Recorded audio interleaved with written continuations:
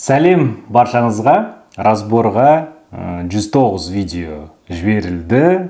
Осы 109 видеоға қазір разбор жасап шығамын. Достар, бірінші техникалық жағынан мен запись экраны да қойып қойдым. Осы YouTube көріп тұрсыздар, мына жағында ма, запись экраны тұр. Және тағы бір телефонға камерамен түсіріп отырмын телефонымды. Себебі кейде запись экранымен мен байқадым, ана кездер өзім разбор жасаған кезде видеоны ашып көрсетсең, о жақта кейде дұрыс көрсетпей қояды да, қатып қалатын моменттер бар. Сонда қатып қалмау үшін, сондай мәселе болмау үшін, осындай екі видео тұрады. Енді екеуінде де қарап отыруға болады. Енді ең басында айта кетейін, енді разбор арқылы сіздерде бұл да бір үлкен бір сабақ сияқты. Өзіңізде, сіздің видеоңызда болмаса мына жерде, өзіңізде көп нәрсе үйреніп кетесіз. Неше түрлі видеолар жіберілді. Пожарниктер жіберді, торт сататындар жіберді, киім сататындар жіберді, ИП, сосын аресттен шешу, анау мынау дегендер, тағы не бар мына жақта, көйлек, БАДы, сетевой маркетинг, неше түрлі дәрігерлер де жіберді өзінің видеоларын, әртүрлі салада. Енді өзіңіздің видеоңызды ақырындап күтесіз, мына жерде сол жерден көресіз. Әрбір видеоға мен асықпай жасаймын, асықпай жасағым келеді. Мен енді Reels және өзімнің парақшама публикация ретінде салған кезде мен кесіп тастаймын ғой. Кесіп тастаймын, себебі сіздерге ұзақ болып кетпеу үшін, тезірек қабылдау үшін. Мынау асықпай YouTube'та өзіміз шай ішіп отыратын деген сияқты видео болсын. Так что асықпай өзіңізге бірдеме дайындап қойыңыз, шай ішіп отырасыз ба, шемішке шағып отырасыз ба, чипсы жеп отырасыз ба, құлағыңызға наушник киіп алып, әдемілеп тыңдап шығыңыз. Менің ойымша, білмеймін, енді көп СМ мамандарында көрдім, мынандай разборды көп видеоларға жасамайтындар. Көбінесе олар ақылы жасайды. Мен осы кезде сіздерге көмектесейін деп осылай тегін ретінде 3 сағаттың ішінде сіздер маған тез жіберіңіздер, соны жасайын дедім, короче, осы тегін ретінде. Солай өзімде қатты асықпаймын, бірақ енді тырысамын тез өтіп шығуға. Себебі салалар әртүрлі, кейбір салалар бірдей болып қалса, мен сразу ол жерде де айтып кетемін, мен ол туралы айттым деген сияқты. То есть бір нәрсені екі рет, 3 рет айтпай қояйын. Сол, так, айтылған барлығы айтылды. Енді бір-бірден видеоларды ашып көрейік енді. Так, алғашқы видео, бірінші видео, бәрі көрініп тұрған енді. Ассалаумалейкум. Бүгін сіздермен бірге мұрнынан қан кеткенде үй шараятында бірінші жәрдемді қалай көрсету керектігін үйренеміз. Так, мына кісі бізде кім бір қарайш, Азиулаев Нұрсұлтан дейді, автор цифровой контент, врач. Врач мырза, сіз жаңа бастаған шығарсыз, сізге бар ғой, енді мына аватарканы дұрыстау керек, врач болайын деп жатырсыз ба? Врач ретінде сізді адамдар қабылдау керек пе? Мына үйлену тойыңыздан аватаркасын алып тастайық. Өзіңіздің жаңағы форма киіп тұрған фотоңызды дұрыстап қойыңыз. Ақ фонда кәдімгідей міне мен скорый помощьта жұмыс істейтіндей деген сияқты, солай қабылдайтындай. Ана жерге дұрыстап жазыңыз. Врач, дәрігер, осындай деген сияқты. Азизулаев Нұрсұлтан дегеннің жай Нұрсұлтан врач деп қоюға да болады, то есть. Так, бұны мен енді сразу айта кеттім. Мына жерде бар ғой, енді жаңа бастап жатырсыз. Мына видеода сразу айтайын, басында назар аудартатын нәрсе жоқ болып тұр бұл жерде. Қорқынышты нәрсе емес. Просто мұрныңыздан қан ақса, не істейміз деген сияқты. Вообще дәрігерлерге мен всегда айтамын, кішкене қорқынышты қылып жеткізу керек те басында. Сізде қан мұрныңыздан ағып қалса бір моментте, ол осындай нәрсеге жетуі мүмкін деген сияқты қорқыту керек те. Мен қазір білмеймін оны, менде ондай білім жоқ, мен дәрігер емеспін. Бірақ сондай бір қорқытып жіберу керек те бұл жерде.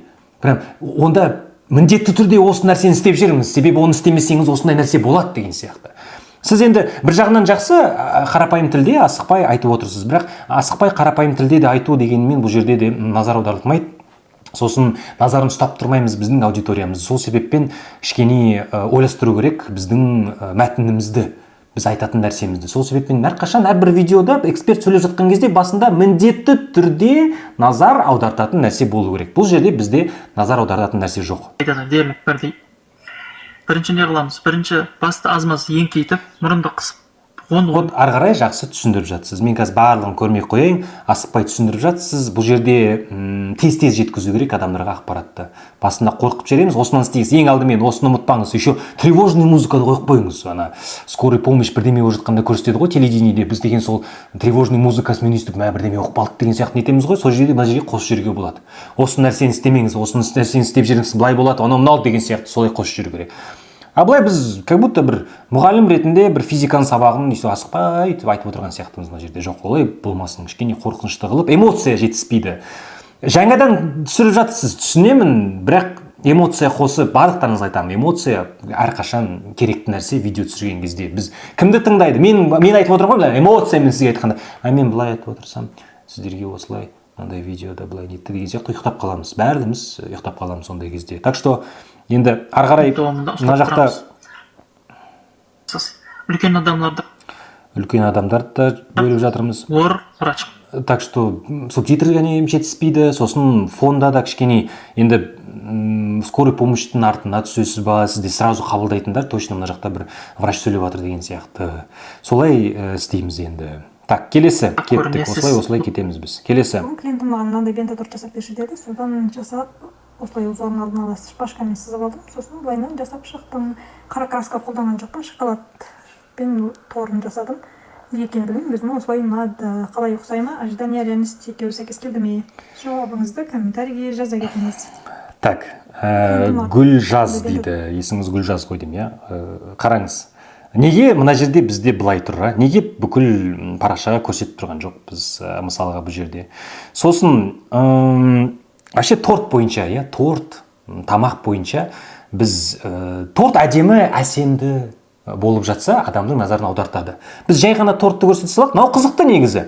Человек-пауктікін кішкене көрсетіп, мына жақта соған ұқсасын еттік. Бірақ мен енді торт бойынша керемет эксперт емеспін. Мен қарапайым кісімін, мен қарапайым критический мышлениемен қарасам, сізді ренжітіп алмаймын. И вообще разбор болатын кезде мен басында айтайын ұмытып кеттім. Ренжітіп алмайын, кейде кішкене үстінен қосып айтамын, енді сіздерге қызықты болсын деп. Кейде кішкене издеваться етемін, бірақ жүрегіңізге нетіп қалмасын, сосын тастап кетпеңіздерші блогты жүргізіп. Осында басында айтуға ұмытып кеттім. Қараңыз, торт енді, біз осындай заказ келді, кішкентай бір сторител мына жерде. Осындай заказ келді, мен осындай істеп көрейін дедім деген сияқты. Жасап берші деді, содан жасап, осылай ұзағын алдын ала шпажкамен сызып алдым, сосын. Неге осы жерін көрсеткен жоқсыз? Сызып жатқаныңызды неге сызып болғаннан кейін түсіріп жатсыз? Неге көрсетпейсіз мына жерде? Міне қалай ананың бәрін сыздыңыз? Қалай мына қызыл нәрсесін жаптыңыз ба, не істедіңіз? Неге оны көрсеткен жоқсыз? Мұтып кеттіңіз ба, нетіп кеттіңіз ба деген сияқты. Жасасақ, дұрыстап жасайық, әдемілеп жасайық.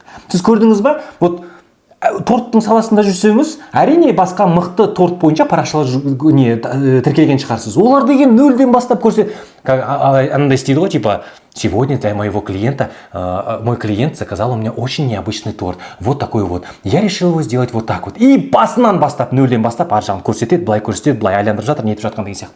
Неге сіз көрсеткен жатсыз мына жерде? Жай ғана міне уже осылай сіз жасалдым деген сияқты. Бізге сол көру керек та. Как будто вот мне осындай істейін дедім де, и сразу чаба салдық та мына жақта. Мне осындай уже істеп алдым деген сияқты. Онда сразу готовый тортты көрсете салыңыз болды. Дұрыстап, басынан сызып, бәрі нетіп жатқан процесс, адамдарға процесс. Біз қаншама YouTube болсын, Shorts болсын, TikTok'та болсын, анандай құрастырып жатады ғой, бірдеме, музыка тұрады артында, бірдеме құрастырып жатады ғой. Біз кіріп кетеміз ғой басымен сол жерге. Вот солай кіргізіңіз адамдарды. Жасап шықтым, қара краска қолданған жоқпын, шоколад. Вот, ана шоколад қалай істедіңіз? Вот сол қызықты қалай істедіңіз? Ну и, конечно, мына жақта бәрін былай білмеймін неге кесіп тастадыңыз, капкатта кішкене базовый нәрсені істеуге үйреніңіз. Мына жерде формат 9:16 дегенді таңдаймыз сол жерде, сосын үлкен осылай болсын. Сіз, скорее всего, бірінші фотоны қойғаннан солай кішірейіп қалды. Сол себеппен осылай сала салдыңыз. Енді өзіңізді көріп тұрсыз ғой салған кезде. Салған кезде байқау керек бұл моментті. Кішкентай детальден барлығы рилстарымыз, парақшамыз, барлығымыз осы жерден басталады. Вау эффект жоқ мына жерде енді. Вау эффект жоқ. Процессті көрсетсек, онда қызық болушы еді. Адамда соңынан көреді, примерно осындай болып шығыпты ғой деген сияқты көреді процессті. Біз екі кадрдан мына жерін неттік, үстіне көзін қоя салдық та болды деген сияқты. Ну и мына жақта да енді опять айтайын, ренжіп қалмаңыз, бірақ мына анау тура андай сияқты болып шыққан жоқ енді. Бізде қаралым жинағыңыз келеді ма, соған тырысу керек, әдемілеп, мықты жасау керек. Ана мықты торттар жасайтын бар ғой бір Диснейдің мультиктерін мынауын қойып ананы қойып деген сияқты сондай істету керек енді. жасадым. Жауабыңызды комментарийге жазып. Ожидание реальность. Вот действительно кішкене ожидание. Ну ұқсас енді, бірақ ананың аппағы, например, аппақ болып тұр. Біздікі кішкене ана жақта өйстіп нетіп тұр ма, немесе жарық дұрыс болмай тұр ма, а так в принципе жалпы жақсы енді. Вот, жақсы. Короче, мен парақшаға енді қатты көп кірмей қояйын. Ну, окей, понятно, короче. Ну, ана видеодан енді кішкене результат жасайтын шығарсыз ал болашақта. Келесі. Тағы бір рет. Қырғыз тілінде субтитр. Ушундай болгон субтитрларды автоматтык түрдө жасай аласыз. Анда эмесе көргөзүп берейин. Биринчи плюс белгини басып көрсөтүлгөн видеону. Так, сразу мобилографсыз ғой деймін, иә? Біз так, мобилограф Reels Қырғызстаннан шығарсыз. Қаншама көп семьяны көрсетіп жатырмыз. Мына жерде мына эффекттер артық, өте артық, анау үстінен өйстіп шығып жатқандар нәрселер. Не мынау? Ушундай болгон субтитрларды автомат. Керек емес сондай субтитрлар маған. Мен сіздің аудиториямыз, иә?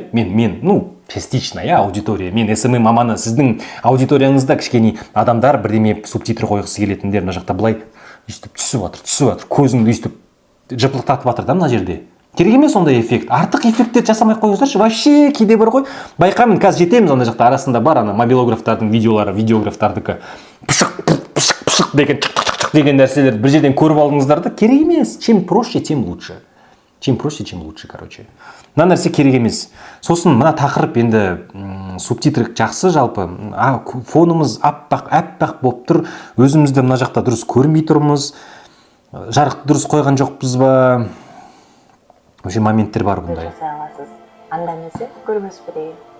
Биринчи плюс. Я, окей, ары қарай түсіндірді, қалай істейміз. Дизайндарды колдонсоңуздар болот. Жаккан болсо лайк басып, өзүңүзгө. Жалпы жақсы, бірақ мынандай тақырыптарға жасау үшін енді кішкене динамика жетіспейді. Сосын былай, міне, осылай керек па субтитрі, қырғыз тілінде деген сияқты осылай шығаруға болады, былай тезірек көрсете салу керек. Ну, жаңағы артық эффекттерді қоймаймыз. Тақырып та маңызды бұл жерде. Сіз бір тойға барып тамадасы ұнамаған. Келесін ашайық. Сіз бір тойға барып тамадасы ұнамаған болуы мүмкін.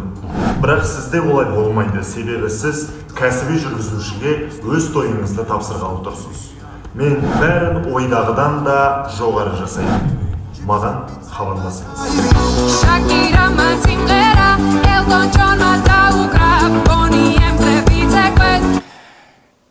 Так, жарайды.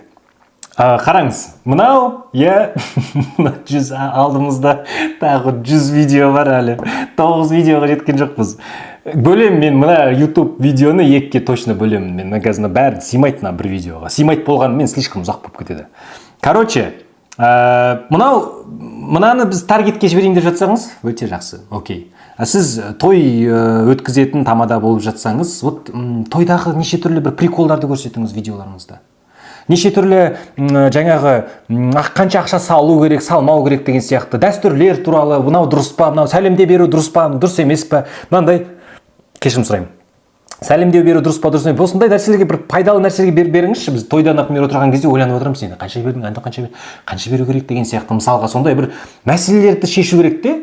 И әрине мен байқадым, бір мықты тамада кісі бар, очки киген, ұмытып қалдым, сіз өзіңіз білетін шығарсыз, сіз де білетін шығарсыз ол кім екені. Ол деген күшті отрывоктарды көрсетеді тамада болып жатқанын ше. Сол отрывоктан адамдар көріп, сол жерден оны шақырады. Блин, мынаның корпустары күшті екен, қараш, осындай конкурсты өткізіп жатыр екен, мынандай нетіп жатыр деген сияқты. Давай осыны шақырып көрейік деген сияқты кетеді сол жерде. А біз айтып отырсақ, мен мықтымын, мен күшті тамадамын, маған хабарласыңыз деп жатсақ, қайдан білеміз сіз күшті тамадасыз ба, онша емес тамадасыз ба деген сияқты. Ешкім білмейді. Басындағы нәрсе не айтқаныңызды менің уже мидан шығып кетті. Назар аударту деген нәрсе ештеңке жоқ. Мына аяғында неге мынаны созып қойдыңыз, мынау деген бәрі тура соңына дейін көнетін. Бізде триггердің бірі қазір ең сразу білімретінде, жазып алайық. Ең бірінші видео көп қаралым жинайды, көп адамдар бір-біріне жіберіп жатса, вот неге, ана тамаданың видеолары көп қаралым жинайды. Себебі ол жақта неше түрлі юмор, приколдар бар, соның бәрін жіберіп тастайды. Мына жерде оны жібермейді. Екіншісі, ол видеоны соңына дейін көру. Видеоны соңына дейін көру. Мына жерде шығып кетеді. Мына жерде шығып кетеді. ну басында шығып кетпесе маған хабарласыңыз. міне қанша секунд мынау 10 ба 15 секунд күтіп отырмайды мына жерде ештеңке жоқ қой ары қарай кесіп тастаймыз артық нәрселерді кесіп тастаңыздар керек емес мына ұзақ деген сияқты басында ұзақ басталатын соңында ұзақ қоятын керек емес нәрсе так кеттік ары қарай сен дәрігерсің инстаграмда тиктокта жеке брендіңді дамытып қосымша табыс тапқың келеді иә әрине сенің жұмысыңмен қоса инстаграмды тиктокты бірге алып жүру өте ауыр бірақ мен Гүлдана Дауловна сізге арнайы тегін сабақ дайындап қойдым ол жерде инстаграмды тиктокты қалай оңай әрі тез ақша табуға болатынын тегін бөлісетін боламын. Ол үшін маған разбор сөзін қалдыр. Окей, Гүлдана ханым, жалпы түсінікті, бұны да біз рилс ретінде біз жіберіп жатсақ, жаңағы таргетке болсын, не болсын, жақсы видео. Бірақ енді білмеймін, сіз бұндай видео түсірдіңіз бе, түсірген жоқпыз ба? Сіз дәрігерлердің наставнигі, окей, результат көрсетеміз. Сіз өзіңіз дәрігер ретінде парақшаңызды жүргізіп, не нәрсеге жеттіңіз, соны көрсетеміз. Себебі ана дәрігерлер көрген кезде өйстіп сіздің парақшаңызды қараған кезде оларда осындай ощущение болу керек. Блин, мына Гүлдана деген реально күшті парақшасын жүргізіп қарашы, мынандай уже машина алыпты, үйін алыпты, осылай да шетелде жүр екен, былай не жүр екен деген сияқты. Мен де солай істегім келеді, қой парақшамды жүргіземін ғой деген сияқты, қой Гүлданаға жазайық деген сияқты. Сондай нәрсені сіз ояту керексіз оларда. Мынау жарнама ретінде. Ну, жазып жатса жақсы комментарий. Сен дәрігерсің. Инстаграмда, тиктокта жеке брендіңді дамытып қосып. Ешкім жазбапты. Ешкім жазбапты. Сен дәрігерсің. Ну, басындағы видео ма? Вот. Арасындағы видео екен. Окей. Ну, енді сол нәрселер жеткізу керек. Мынау просто енді, білмеймін, сіздер маған бір видео жіберіңіздер, мен соған разбор жасап отырмын. Мына видеоға разбор, бәрі жақсы, просто бұл енді мынандай сұрақпен жіберетін шығарсыздар, неге қаралым жинаған жоқ деген сияқты. Прямая продажа болып жатыр бұл жерде. Сен дәрігерсің, бірақ біздің аудиториямыз мынау қалай жиналған 12 мың оқырман. 182 мың бар екен, значит, 300 мың да бар екен, значит, нормально жиналды, окей. Гифке қатысқан жоқ шығарсыз. Но бұл жерде прямой сату болып тұр. Прямой сату қылмай, кішкене сторителлер ретінде айтыңыз. Типа, кезінде мен дәрігер ретінде осылай жүргенмін, парақшамды жүргізбей, сол кезде ақшам жетпеді, нетпеді, сетпеді деген сияқты. Қазіргі кезде дәрігерлер қандай парақшасын өзін жүргізіп жатқан жоқ, сондай мәселелер бар ғой, соларды айтып шығасыз. Сосын парақшамды дамытып едім, осындай нәрсе болып шықты, былай кетті, осылай кетті, көлік алдым, ананы алдым, неттім, сөйттім, бүйттім. Көп қазір клиенттер келіп жатыр, ақша тасып жатыр. Соны айтамыз да, жеткіземіз де, и соңында сізге де сондай нәрсе керек болып жатса, и аяғында уже разбор сөзін жазып жіберіңіз. Сол жақсы болады. Сен? Келесі. Открываю двери без ключа. Налетели как саранча. Стал богаче даже богача. Раскидался как Джеки Чан. Кто тут такой красавчик? Кто тут такой молодец? Мужиком должен стать мальчик. Мужиком станет отец. Так. Так, басын көрейікші.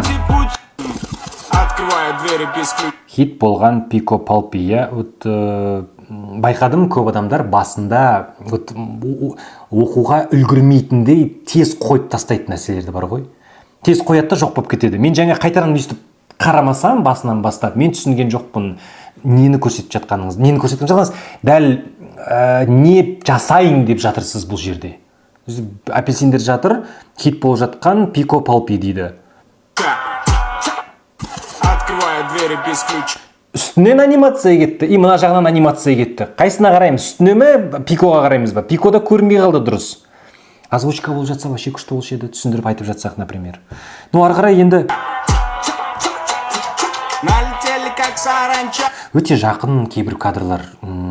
Короче, мына нәрселерге көп ұзақ жасамаймын, ренжімеңіздер бұндай нәрселерге. Вот кім осындай Пико болсын, не болсын, тамақтарын қалай мықты пісіріп, мықты жасап жеткізеді адамдарға. Күшті, сапалы, даже кадр алыс тұрма, жақын тұрма, соның барлығын байқап дұрыстап істеңіз ол жерде. Сол. Даже кішкене түсіндіріп жерсек жақсы болар еді, қант қосамыз, ананы қосамыз деп рецептінді айтып жүрсек, вообще мықты болады. Озвучка жетіспей тұр. Хотя бы озвучка жетіспей тұр. Келесі. Есть какой-то талант. Что умеешь ты? Ну,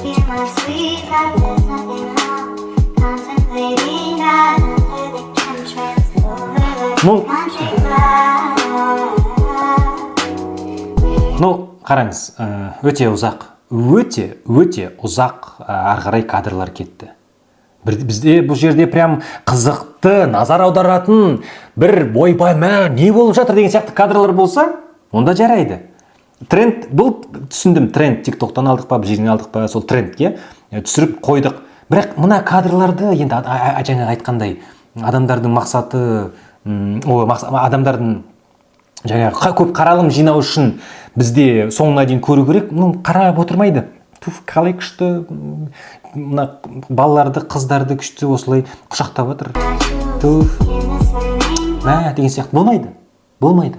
Лучше, мен қазір парақшаға кірейінші, лучше адамдарға жеткізіңіз. Сіз бала тәрбиесішісіз ғой, тәрбие бойынша керемет кеңестер беріңізші, маған айтыңыз, мен де сіздің аудиториям күшті кеңеспен шығыңызшы. Бала осылай жылап жатса, ол неден болуы мүмкін? Кетті ары қарай. Бала өйстіп сізге жатып алып, тұрмай жылап нетіп атса, не істеу керек деген сияқты. Менің балам солай істеп жатқан жоқ. Вообще деймін де, боль аудитории, соны ашыңыз, соны айтыңыз. Бар ма екен?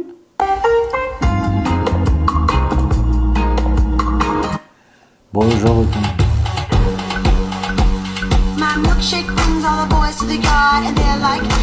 Не мынау? Мен түсініп жатқан жоқпын, например. Не болып жатыр? Окей, жасады, күшті. Түсіндірмейсіз бе? Айтып, озвучкамен. Бір видеода хотя бы сөйлейсіз бе? Вот и все. Бірдеме түсін. Балаларға дене жаттығуын ғана емес, ми жаттығуын да жасатып тұрған. Мына жазуды көріп тұрмыз ба? Астындағы. Оны не үшін қойдық, чтоб көрінбесінші, астына тығып тастайықшы, ешкім көрмесін деген сияқты қойдық па? Өзіңізді көріп тұрсыз ғой, көрінбейтіндің, Мен байқайықшы қазір. Критическое мышление бар ма вообще? Даму бойынша бір желание бар ма сізде? Мен мына жерде, әрине сізде өзіңіз көрдіңіз, көрінбейтін. Не қарайықшы? Мысалы, бұл жаттығулардың көмегімен баланың Все, мына жақта субтитр жоқ. Біз субтитр қойдық, мына жақта субтитр жоқ деп санай беруге болады. Қазір қойдық сол жерге. Басқа видео бар ма субтитр болған? Педагог. Қай жерде жүрсем де өзімнің педагог екенін ұмытпауым. Опять? Дәл сол жерге қойдық. Өзіңізді көріп тұрсыз ғой.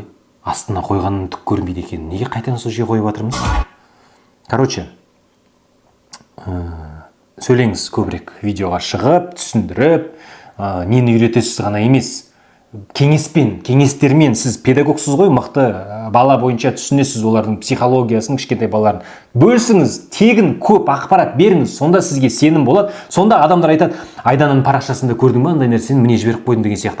Айданың күшін етеді екен. Айданы осылай балалар туралы күшін етеді екен. Ол соған апарса ғой, соған үйретсе ғой, соған етсе ғой, баламыз соған апарайық деген сияқты сондайға жеткізейік.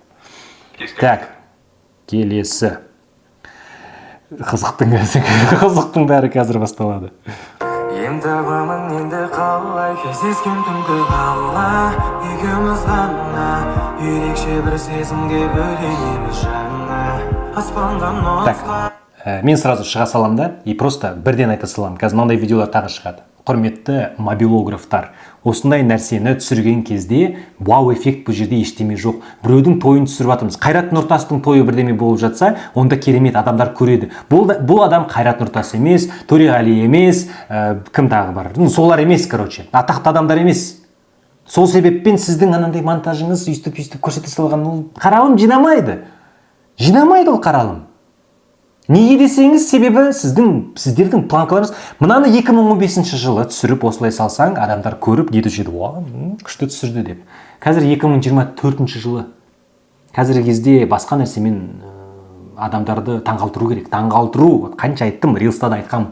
Адамдарды таңғалтыру керек. Сендердің мақсаттарың күшті неше түрлі креативтермен таңғалтыру.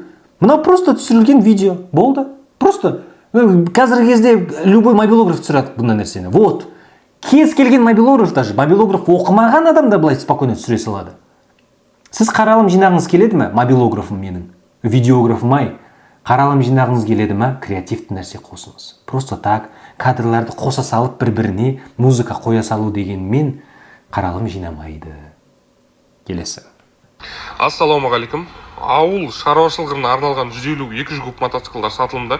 150 куб 370 мың, 200 куб 390 мың теңге.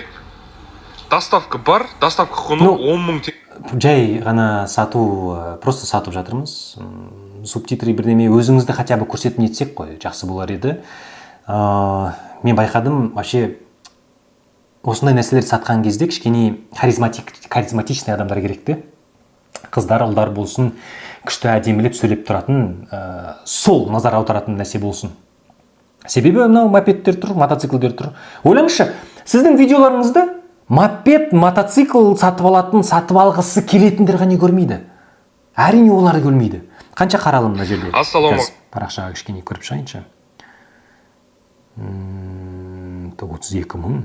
Қазақ елі. Так, өзі жинады ма или таргетке жібердік пе? Қайда жаңағы 3 мың. Вот 3 мың адам, я? 3 мың адамның ішінде дәл вот мотоцикл сатып алайын деген адамдар бұл жерде дайын тұрған жоқ. Әртүрлі категорияға адамдарға жібереді Instagram. Түсіну үшін сіздікі кімге арналған деген сияқты. Қайта көп түсіріпті мына жерде. Ну, көп дегенмен уже тоқта қалдық мына жерде. Міне, мынау не? Ассалаумағалейкум қазақ елі. Бізге қыстың қарсаңында акция жүріп жатыр. 200 куб мотор. Ну, опять акция жүріп жатыр, нетіп жатыр. Көрсетіңіз, айдап көрсетесіз ба кішкене. Қандай жерде дәл осы айырмашылықтарын жаңағы басқалармен деген сияқты. Мынандай да алмаңыз, осындай да алдыңыз, неге деген сияқты сөйтіп кішкене жеткізу керек. Ну и мүмкіндік болып жатса, әзіл ретінде бірдеме қосу керек. Трендтер жаңағы, ана трендтер бар ғой, хотя переход ретінде бір пердте мотоциклмен кетіп бара жатып құлап қалғанмен мотоцикл отырып қалған. Кішкене солай назар аударту керек та бұл жерде. Кешірім сұраймын. Солай істеу керек, короче. Келесі.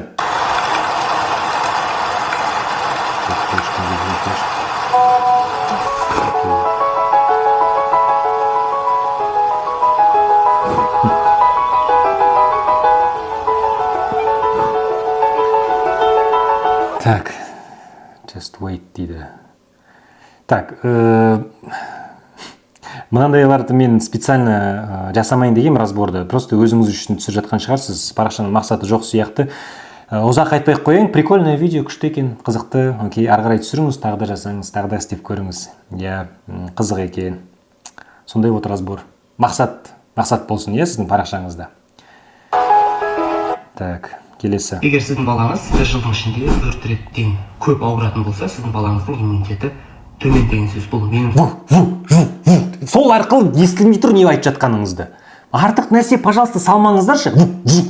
Неге 4 дегенге жақындаттық? Не үшін? Не себеппен жақындаттық? Солай назар аудартатымыз ба? Жоқ. Нерваға тиіп жатырмыз бұл жерде назар аудартпай. деген. Бұтып кетіңіздерші просто. Қарапайым нәрсе сразу айтамыз. Күшті тақырыпты айтып жатсыз. Керемет тақырып. Тақырып күшті. Вот айтылып жатыр бізде. Балаңыз бір жылдың ішінде 4 реттен көп ауыратын болса, сіздің балаңыздың иммунитеті төмен деген сөз. Бұл бірақ сразу біз жауапты айтып тастадық бар ғой. Мына жерде опять дәрігерлерге всегда қорқынышты ретінде айтыңдаршы деп айтамын. Мен совсем қорқынышты емес, сіздің совсем жаман болып қалады деген сияқты емес. Тақырып керемет. Сіздің балаңыз жылына 4 рет ауыратын болса, ол осы себеппен болуы мүмкін. И ары қарай тағы да интрига қосамыз. Дәл осы себеппен көп балалар қазіргі кезде ауырып жүр. Қосамыз. Себебі ол осылай мынай деген сияқты. Ол әрине иммунитетке байланысты. И все.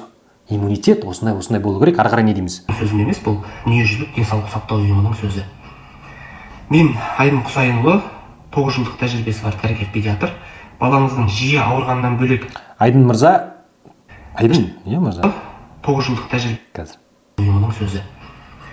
Мен Айдын Құсайынұлы. Айдын мырза, осы нәрсені қосқаныңыз өте жақсы болды. Біз басына назар аудартамыз, сосын мен Айдын дәрігер, мысалы, иә. Соны айтып жереміз де, адамдарды миына кіргізе береміз. Айдын дәрігер деген сияқты. Комаровский дегенді бәріміз білеміз. Комаровский айтқан, Комаровский неткен, Комаровский осылай айтты, Комаровский былай айтты деген сияқты. Себебі ол Комаровский, я с вами атын ұмытып қалдым. Комаровский деп айтатын. Соны да біз айта береміз бұл жерде. Айдын дәрігер болсын, немесе фамилияңыздың отчествосын айтасыз ба, сол жерде солай қосып. Бұл жағынан да дұрыс, өте дұрыс. Жылдық тәжірибесі бар дәрігер-педиатр. Балаңыздың жиі ауырғаннан бөлек іш қату, диабетінің төмен болуы, салмақ қоспауы, не болмаса салмақ тез қосуы, анемия сияқты дефициттік жағдайларға шағымдарыңыз бар болса, менің парақшама тіркеліңіз. Және де көрсетілген номерге жазсаңыз, мен сізге онлайн немесе офлайн кеңес беріп. Жоқ, Айдын мырза, күшті бастадық, бірақ сосын уже сатып жердік. Вот тоже көп адамдарда байқадым, күштілеп тақырыпты ашып бастайды да, сосын описаниені оқыңыз. Немесе мына жерге жазыңыз. Себептерді айтыңыз. Просто бере беріңізші, жай ғана пайдалы ақпараттар бере беріңізші, дәрігерлер. Пожалуйста. Толып кетсінші қазақ тілінде көп мықты ақпараттар, көп рилстар сондай көп болсыншы. Беріңіз. Себебі осылай. Ол үшін иммунитет мынандай көбейту үшін осындай нәрсе жеу керек, мына нәрсе ішу керек, мына нәрсе ішу керек. Мынандай нәрсе болу керек, ана нәрсе болу керек. Бірақ соңында айтамыз, что әрбір адамға ол индивидуально, сол себеппен мысалға там консультация керек болып жатса, маған директке жазып жіберіңіз мысалға. Вот. Кесіп тастамаңыз ақпаратыңызды. Так, кеттік ары қарай. Қайсыған келдік біз. Неше өтіп кеттік? 1, 2, 3, 4, 5, 6, 7, 8, 9. О, алдыда 100 видео бар. Осы жерге дейін көріп отырсаңыз, комментарийға жай жаза салыңызшы. 30 минутқа дейін көре салын деп, пожалуйста. Мен шын айтсам, бұндай үлкен разборды бірінші рет жасап отырмын, ұзақ ретінде. Осы жерге дейін даже жетсеңіз, жаза салыңызшы комментарийға. Оқи салайын, маған өте приятно болады. Так, кеттік ары қарай.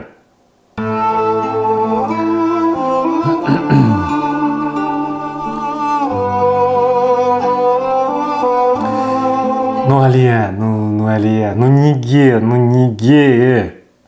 Мына осылай жағып жатқан енді бір эстетически әдемі болып жатса, онда адам көрген кезде, вау, залипалова деген нәрсе болушы еді. Мынау езіп нетіп жатырмыз. Эстетика жоқ мына жерде. Неге? Эстетика жоқ. Керек емес бұндай. Қатты нетпей қойыңыз. Қайырған музыка қойып қойдық еще.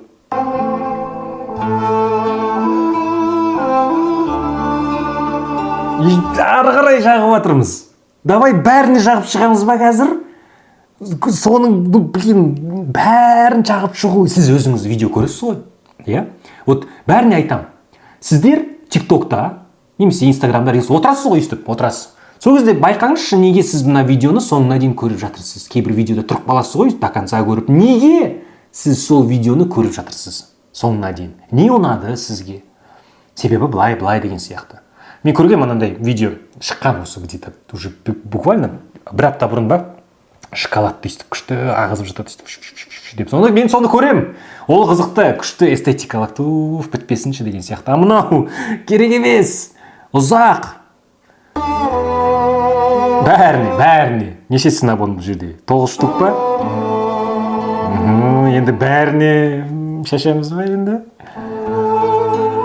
Бәріне шашамыз екен. С корицей емес. Кунжут қосып жатырмыз, бәріне қосып жатырмыз. Көре салайық соңына дейін. Қазір айтамын разбор.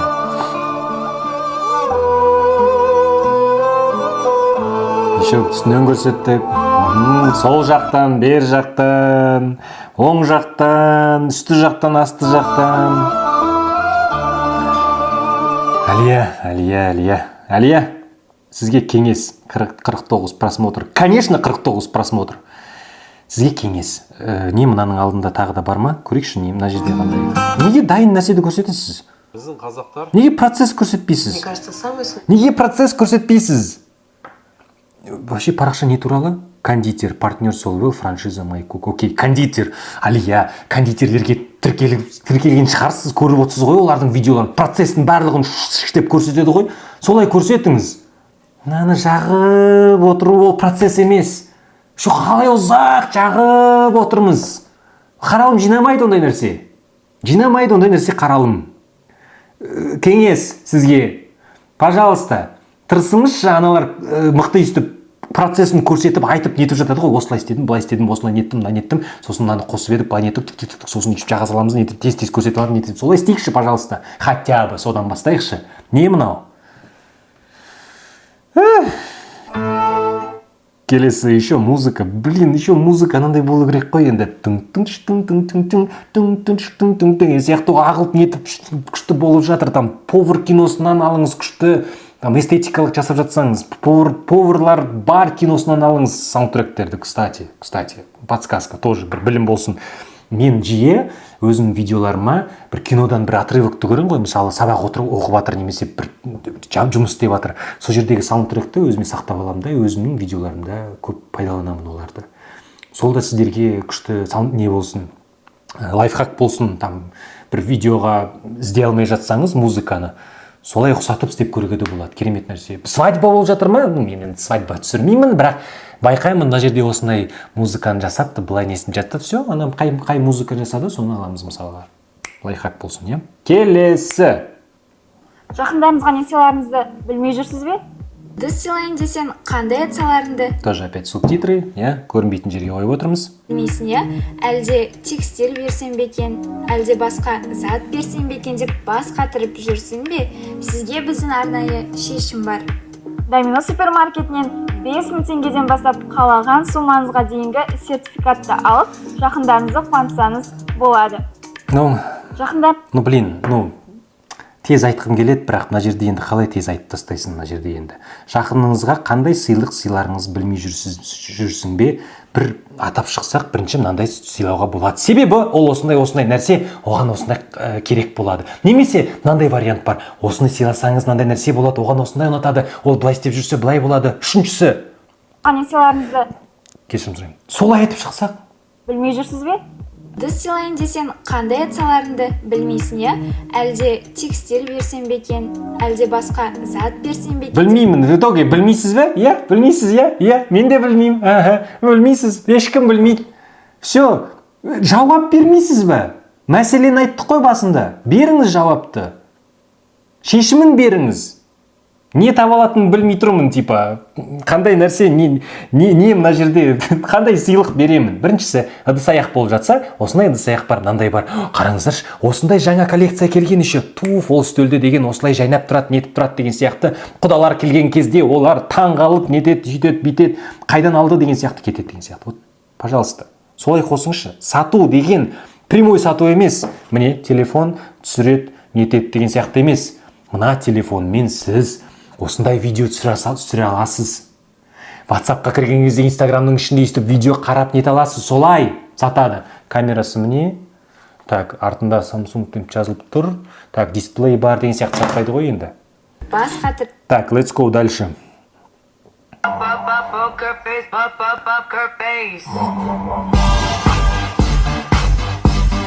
Давайте сразу, иә? Неге менің видеом қаралым жинаған жоқ? Себебі бұл видеода таңғалатын керемет нәрсе жоқ, просто. Өте қарапайым нәрсе. Опять қайтадан айтайын, қандай видеолар көп қаралым жинайды? Осындай тренд жасап жатсыз ба? Таңғалдырып нетіп жатқан сияқты видеолар. Ескарина, так. Хорошо, тез өтіп кетейін, себебі мақсатын көрген жоқпын мен мына жерде бұл парақшаның. Келесі. Хайгай, біздің қазақтарда суық тиеді, немесе... Зачем вот это вот таң-даң деген нәрсе? Вот зачем? Естілмеу үшін бе біз басында айтып жатқан нәрсені, соны естімеу үшін қойдық па? Онда окей. Мақсатымызға жеттік. Не үшін? Көз тиеді. Хайгай, біздің қазақтарда суық тиеді. Или назар аудартайық дедік па? В принципе, назар аударту бойынша... Не, но все равно. Таң-даң деп тұрып. Естілмей жатыр біз не етіп жатқанымызда. Немесе көз тиеді. Көз тиген деп ағылшын тілінде қалай айтамыз? Көз тиген деген ағылшын тілінде jinxed. Ақпарат пайдалы болса, сақтап алыңыз және достарыңызбен бөлісіңіз. Негізі ақпарат жақсы. Вообще, ағылшын үйрететіндерге, мұғалімдерге бар ғой, кішкене индивидуальность жетіспейді бар ғой, прикол жетіспейді. Біз просто так түсіндіре берсек, қазіргі кезде, опять мынау 5-6 жыл бұрын біз осылай түсіндіріп жатсақ, адамдар сақтайды, қызықты болады. Қазіргі кезде конкуренция сіздердің арасыңызда өсіп жатыр. Конкуренция, именно назар аударту бойынша конкуренция. Жаман өсіп жатыр. Менің шәкіртім Жансая деген, қазір қанша уже 18 000 оқырманға жетті. Басында қанша видео түсірді, соны табалмай, сосын бір фишканы мен оған айтқам, осылай істеп көрші деп. И сосын все кетті, короче. Сабақ оқып қалғаннан кейін барлығын түсіне кетті де, оның уже қаралымдары, бірақ оның индивидуальности бар кішкене. Индивидуальности нәрсені шығару керек. Бұл жерде де бар кішкене, сізде робот сияқты сөйлеп тұрған жоқсыз, ол жағынан өте жақсы. Hi guys, осындай нәрсені қалай айтамыз деген сияқты просто кішкене стандартно болып тұр да, біз стандарттан мына жерге дейін жеткізу керекпіз. Индивидуальность қосу керек. Прикол қосасыз ба, немесе бір өзіңіздің фишкаңызды сол жағынан кішкене ойлану керек, ойластыру керек. Қалай түсіндірем етем деген сияқты. Так, вообще видео жақта не болып жатыр мына жақта? Жалпы видео салып жатырсыз, в принципе. Так, не болды мынаған? Салып жатырмыз. What's the difference between another and the other? Окей, индивидуальность қосып көріңіз, иә, бір менің фишкам осындай деген сияқты нәрсені бір ойластырып, ол да бірден істелінетін нәрсе емес, эксперимент жасаңыз видеоларыңызда. Неше түрлі, әртүрлі форматта істеп көріңіз, беріп көріңіз бұның барлығын. Сонда примерно бір арасында бірдеме тауып аласыз да, қаралым жинайды, ол ары қарай кетеді. Ана кісі бар есе, атын ұмытып қалдым қазір точно түсіріп жатқан кезде мен есіме ештеңе келмейді бар ғой. Короче, ағылшын түсірген кезде ол бір қазақша сөзіне ұқсас нәрсе айтып, сонымен бірге өстіп бір айтып жетеді. Water дейді пе, бірдеме дейді. Water дейді де, суды отырып ішесіз ғой, біз отырып ішеміз, ол water дейді. Вот, вспомнил, иә? Көрген шығарсыз сол кісіні. Сол кісі негізі өзінің индивидуальность солода. Өте көп қаралым жинап жатыр, себебі өзінің индивидуальность сондай нәрсе бар. Сол жағынан көріңіз. Тағы бір ағылшын бойынша, бірақ қазақ тілінде емес, ол кісі екі рөлді ойнап тұрады, 2-3 рөлді ойнайды. Киімдерін киініп тұрып, фонды өзгертеді. Фонды жарайды, картинканы қоя салады. Сол жерде өстіп, do you know how to say sit in English дейді, екінші тұрады да, көрген шығарсыз, сол салада болсаңыз. Солай индивидуальность шығару керек бұл жерде. Келесі. Ну хорошо, тағы да нәрсе қосайыншы, мына жерде ағылшын бойынша көріп отырса, иә. 40 минутаға жеттік, иә. Сіз әлі менімен бірге отырсыз ба? Короче, ағылшын бойынша жұлдыздармен, жұлдыздармен атақты кісілер не деп айтып жатыр, солармен кино, Гарри Поттерда не деп айтты, Гермиона Гарри Поттерда не деп айтты. Гермиона ағылшынша білесіз бе қалай екен? Hermione екен, мысалы. Hermione. Гермойне емес. Hermione екен мысалы. Сонда айтыңыз, қызықты нәрселерге, қызықты. Бізде ағылшын бере емес, бізге тақырыптарды тауып, сол арқылы қызықты тақырыптармен жеткізу. Солай істеп көріңіз.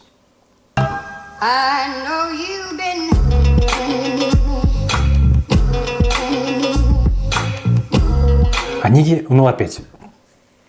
Просто отырмыз, мәтінді жазып қойдық, а еще бұл видеоны соңына дейін көру керек, а бізде 13 секундтық видео. А неге создық? 2 секундтық жасасаңыз бұндай. Біз мәтінді жазып қойсақ, еще неге жазып қойған жоқ, біз сипаттаманы оқы деген нәрсе жоқ. Білем мына нәрселер бар ғой, ең жек көретін бар ғой. Жек көретін тақырыптардың осының бірі бар ғой.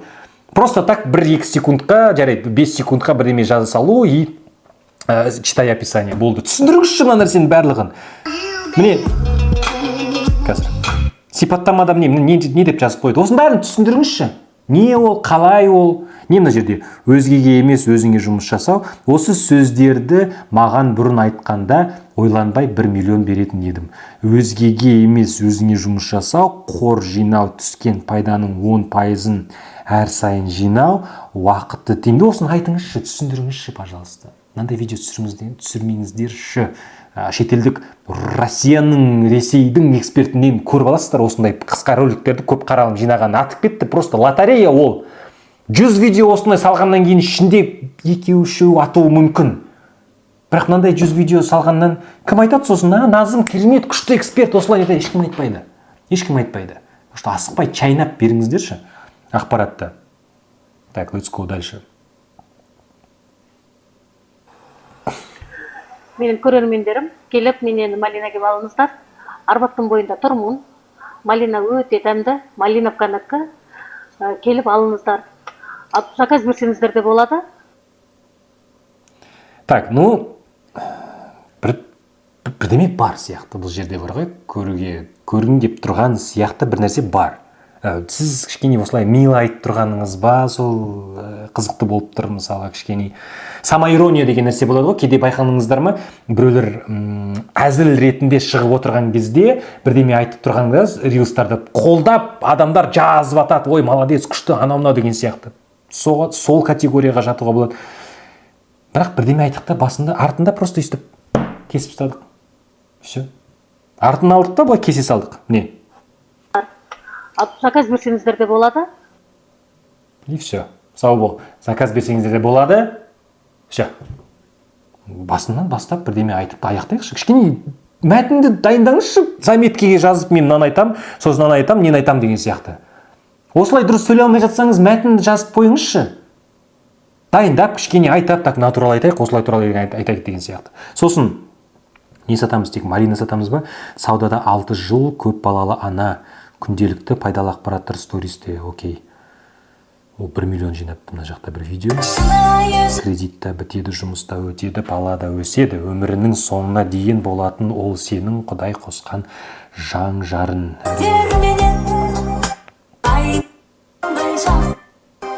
Мына жақта 6000 адам жіберді, бір-біріне сол себеппен көп қаралым жинады. Бірақ бұны да қысқартып жіберуге де болады. Мына видеоны, енді бізде бірақ мәтін тұр ғой. Бұл видеоны біз 3 секунд, 4 секундқа дейін даже қысқартып тастасаңыз, адамдар бір-біріне жіберіп тастайды. Жан жарына өзінің жан жарына жібереді. Вот, сол себеппен қаралым жинап отыр. Так, что там вообще? Малина бар ма тағы да? Екінші поток басталды. Ну, малина, давайте малина бойынша да ақпарат беріңізші. Малинамен немен жеуге болады, қалай жеуге болады, жаңағы эстетикалық видеолар көрсетіңіз, там қант қосып нетеді, вареньені қалай жасайды, нетеді деген сияқты. Малина, просто так малинаны жай көрсете салу, өйстіп видеоға көрсете салып, музыка қойса ол жеткілікті емес. Ну и жаңа ғана просто айттық, малина алғыңыз келсе, осы жаққа келіңіз деген сияқты. Мен дворымда малина сатады. Неге мен сізге келу керекпін? Мен мына жұмыстан шығып, ана жақтан көрсем, ана жақта да малина сатады. Неге мен сізге келу керекпін? Вот соны жеткізіңіз. Неге сізге келу керек малина алу үшін? Так, let's go дальше. Бетіңіз тым құрғақ, шаршаңқы бетсіз қатарынан ба? Онда сіздерге осы кислородты терапияны ұсынамыз. Ең бірінші бетті барлық Вот опять сразу сатып кеттік бар ғой. Бұл жақсы бастадық, жақсы тақырыпты аштық. Бетіңіз құрғақ кете ма? Кішкене кадрларды көрсеттік, қане, иә? Мен уже келді. Бетіңіз тым көрсеттік кадрларды, иә? Бірақ міне опять ошибкалар, иә? Мен көріп отырсыңдар ма? Мына жақта неге мына жерде мынау Б көрінбейді, әне? Көрінбейді. Неге сөйтіп прям кішірейтіп қойыңызшы, кішкене субтитрларды. Кішкене өйстіп жинап қойыңызшы. Көрінбейді, әне, Б. Етіңіздің құрғақ. Көрінбейді ар жағынан. Дальше. Жақсы тақырыпты бастадық. Бірақ сосын сразу. Осы процедура сіздерге керек. Все. Мен өйстіп айтсам, қараңыздар сіздерге, иә? Сіз менің видеоларымды көресіз ғой, мысалы, мен айтсам, сіздің видеоларыңыз қаралым жинамай жатыр ма? Мен қазір айтамын не үшін екенін. Ол үшін менің курсыма жазылыңыз десем, все, сау бол, Елдос. Сау бол, Елдос. Сен просто сата беретін адам екенсің деген сияқты келеді. Все. Так что сторитейл жасаңыз. Бір процедура бар екен деген сияқты. Ол процедура негізі былай істейді екен, осылай істейді екен. Содан кейін бетіңіз былай болады, осылай болады, былай болады деген сияқты. Қабыршықтанып жатыр. Неге, не себеппен де жеткізіңіз. Пайдалы беріңізші, пайдалы ақпарат беріңізші. Просто так, сатпай бере салыңызшы, айтыңызшы. И описаниеға жазып қойыңыз. Осындай процедуралар бар, былай нетуге болады. Немесе сторитейлдің ішіне сыйғыздырып жеріңіз ішіне. Адам түсінбей қалатындай, что сатып жатыр деген сияқты. Но біз сразу же. Құрғақ, шаршаңқы бетсіз қатарынан ба? Онда сіздерге осы кислородты терапияны ұсынамыз. Не, все, сразу сатып жатырмыз. Бірден сатпаңыз, пожалуйста. Так, қаралым не болып жатыр? Қаралым ужас болып жатыр. 26 мың, мынау не? 26 мың, 20 мың. 44 лайк, 20 мың. Таргетка жіберілген ба? 54 мыңға қарап тұрғам. Ну, ребята, 54 мың қаралым жиналған, бұл гифтен келген шығар. Гифке қатыссаңыз, жартысы келсе де, 10 мың оқырман гифтен келсе де, блин, жоқ, мен қазір көрейінші. Жоқ па, миллион қаралым жинаған, 5 миллион, 100 мың деген сияқты. Жоқ. Жоқ мұнда. Сол себеппен, құрметті осы парақшаның иесі кім жүргізіп жатыр, бір сізге супер кеңес. Номер 1 кеңес. Осы нәрсені істемесеңіз, қазір мен айтам нені. Осы нәрсені істемесеңіз, сіздің парақшаңыз ешқашан қаралым жинамайды. Мына парақша ешқашан көп қаралым жинамайды. Енді кеңес, жаңа парақшаны ашып, нөлден бастап жүргізіңіз. Бетіңіз? Келесі. Өте тез дайындалатын бризол тағамын жасаймыз. Алдымен фаршқа тұзымызды, бұрышымызды салып, жуамызды блендерден өткізіп, немесе осылай майдалап турап, фаршқа қосып, жақсылап араластырамыз. Ну вот, рахмет, что хотя бы комментарий айтып жатырсыз, иә, бірақ рецептті жазған кезде мына жерге просто мәтінмен кішкене жазып қойсаңыз, бірінші мынандай, там жұмыртқа қосасыз, фарш, осындай деген сияқты қоса салыңызшы, просто қоса салыңыз. Одан кейін жұмыртқамызды кесеге салып, үстінен фаршымызды салып, жақсылап араластырамыз. Так, а чё, қаралым жинаватқан шығар? Бар ғой қаралым. Қаралым бар, 15 мың, 500 мың. Блин, мен айтқанмын сіздерге, маған жіберген кезде қаралым бойынша қиналып жатқан. Окей, жарайды. Жетті маған мына видео. Мүмкін сіздерде де сондай бар шығар, сіздің араларыңызда 50 минуттың ішінде минутына дейін жеткендер. Сіздерге мынандай кеңес. Мына жерде енді келесі этап дамыту қалай? Енді керемет жарық қою. Жаңа мынандай лампа алу, мына жерден көрінеді ме екен, көрсете салайыншы былай. Мынандай лампа алу, күшті, осындай қымбат лампа алу. Петличный микрофон керек болып жатса, петличный микрофон алу, иә? Күшті, сапасын мына жерде дұрыстаймыз. Чтоб прям адам көрген кезде, блин, картинкаңыз супер болып тұру үшін. И жаңағы доска бізде, иә? Ағаш доска дешево смотрится, что у нас богато смотрится. Көріңіз тағы сондай моменттер. Сондай моменттер скатертте әдемі болып тұру керек, бір тон, бір цвет, қасыңызда цветочек қойып қоясыз ба, сондай сияқты. Сол жағынан дамыту керекпіз ол жерде. Все. Келесі, так, жарайды, 1 сағатқа жеткеннен кейін, 51 минут, 1 сағатқа жеткеннен кейін мына видеоны мен тоқтатамын, сосын ары қарай жалғастырамын. Перерыв алып алайын, иә? Так, келесі. Мен солақаймын, бірақ бастауыштағы мұғалімім солақай екенімді қабылдағысы келген жоқ. Солақай екенімді көрген кезде сабақтан кейін 30 минутқа алып қалатын. Оң қолымен жазуды қинатып тұрып үйрететін. Мен оң қолымен жазбақ түгілі, оң қолымен тамақ ішпегенмін. 7 жасыма дейін. Сыныпта сол қолымен жазып ерекшеленгенімді қаламады. Ол кісінің ойынша ешқандай адам ерекшеленбеу керек. Өйткені СССР-да барлығында бірдей деңгейде, бірдей формада, және де барлығы оң қолмен. Жоқ, қызық. Күшті айтылып жатыр. Қызықты болып жеткізіп жатыр. Маған да қызық болып жатыр. Неге солақай не болып жатқан ары қарай? Сол қолмен жазған адамдардың барлығын оң қолға үйрететін.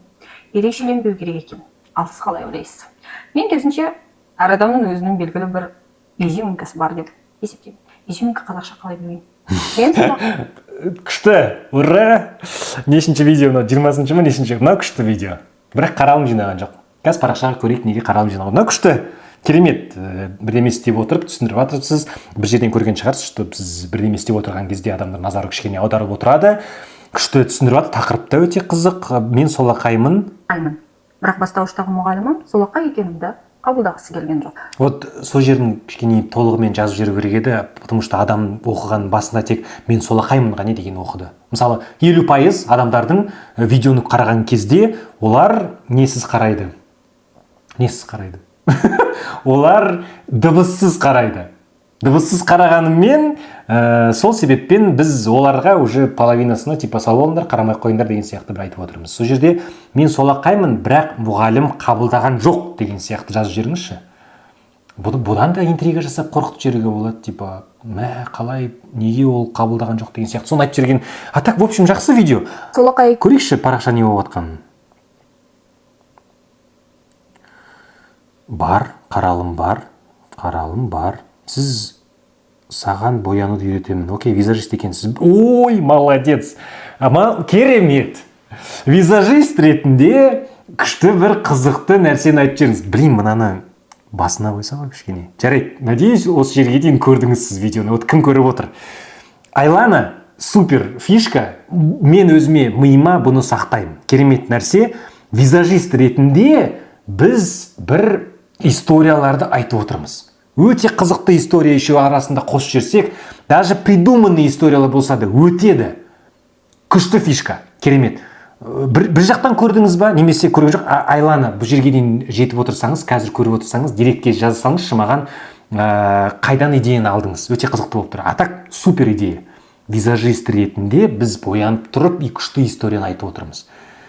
Бірақ бұл жерде визажист екенімізді жеткізуге ұмытпаймыз. В принципе, парақшаңызға кіргеннен кейін адамдар түсіне кетеді, сіз визажист екеніңізді. Арасында қызықты да бір мейкаптар да бар. Ты лохушка, что ли, айна? Сонда қайтып айналып келсе қабылдай бересің ба? Құртшы көзін, басқа жігіт жоқ па? Анау Розаныкі ғой деймін, озвучка жасадық. Озвучка емес, айтып жатқан аудиосына. Жақсы, Айлана, күшті фишка. Айлана, давайте, знаете, не істеңіз. Мына қазір айтам, қарапайым фишка. Қарапайым, өте қарапайым. Сізге, мен сияқты, мен стенадан кішкене артаман отырмын, сізге картинкаңызды кішкене дұрыстау керек. Жарықты дұрыстап қою бойынша кішкене үйрену керек. Жарық қою бойынша енді кішкене қатты қиын нәрсе емес. Опять көрсете салайын. Вот комната тұр ғой менде. Біз өте жақын тұрмаймыз. Мына жақтарда көріппіз. Мен өте жақын тұрмаймыз артыңғы стенаға. Вот кім осындай экспертный видеолар түсіреді? Мені қазір көріпсіз ғой видеода. Менің бетім, мына жағым, денем деген сияқты, олар анық кішкене көріп тұр. Арт жағым кішкене қараланып тұр. Мен итол кішкене жақын отырмын. Алыстансам, о жақ қап-қара боп қалады, өзім күшті көріп тұрамын. Сондай сапаға жетіңіз. Мына макияжды айтап. И оны мен қайдан көрдім? Енді сізде Айлана, ана визажист Анастасия деген бар ғой деймін. Мықты визажист. Неше түрлі күшті, өзі де сүйкімді, әдемі, өзі неше түрлі мощный мейкаптарды көрсетеді. Бірінші мейкапсыз тұрады да сосын көрсетіп жібереді. Ол жағынан переход неше түрлі солармен сондай да фишка істеп көруге болады. Бірақ сіздің фишкаңыз осындай историялы болсын мысалға. Все, супер.